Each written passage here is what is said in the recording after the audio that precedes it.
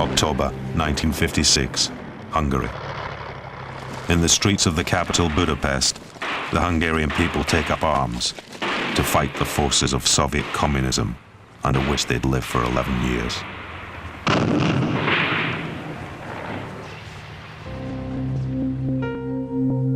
Brother and sister Eda and Judith Pfeiffer escaped Hungary soon after the failure of the rebellion.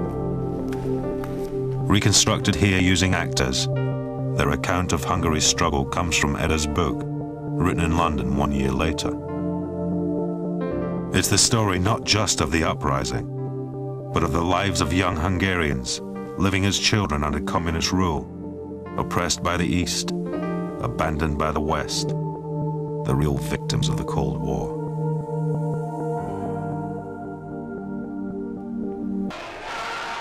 Little opposition to Rákosi can be seen in archive films.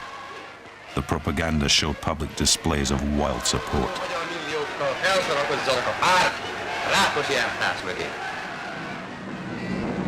Eda joined the pioneers, the communist youth movement. Activities in and out of school glorified the communist ideal, a wave of indoctrination drowning out all opposition. In any case, behind the system was force and fear. A network of informers were paid to denounce their neighbors to the AVO, Rákosi's security police. The uprising began with a peaceful demonstration, a crowd gathering on October 23rd in the Parliament Square. Eda was there. Some poems were read. The police ordered them to disperse. The crowd refused. And then they moved en masse to the great bronze statue of Stalin, symbol of the old regime. By the time I got there, they already had ropes around his neck. They were rocking it backwards and forwards, and it crashed onto its face. And the metal... By day 2, when Soviet troops arrived to prop up the Hungarian Communist Party, the freedom fighters were already well organized. They drew the tanks into narrow alleys, dropped Molotov cocktails into their petrol tanks. Within 5 days, the freedom fighters controlled the streets.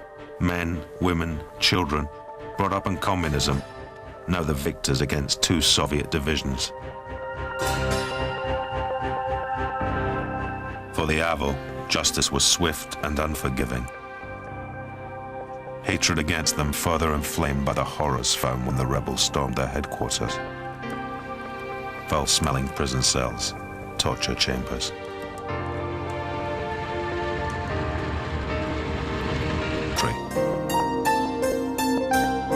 Imre Nagy, a socialist elbowed aside in the Rákosi years, had been recalled to power.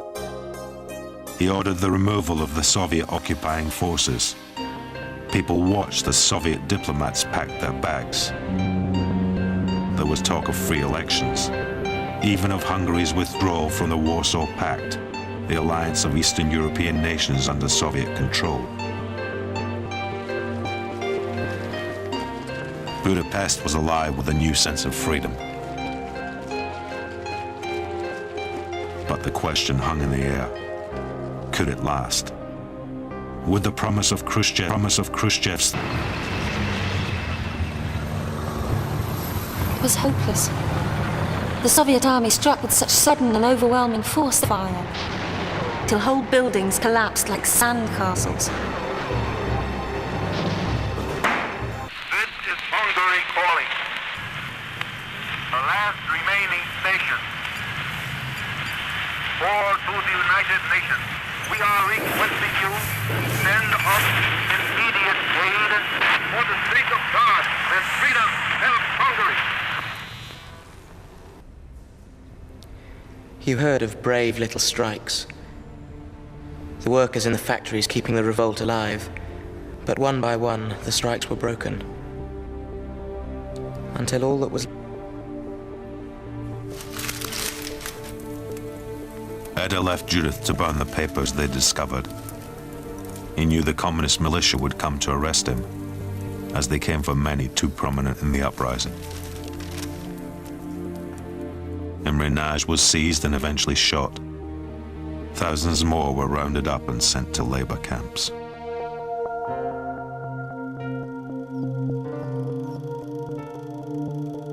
Hedda, and later Judith and their parents, were amongst the 200,000 Hungarians that escaped to the west, crossing the border into Austria.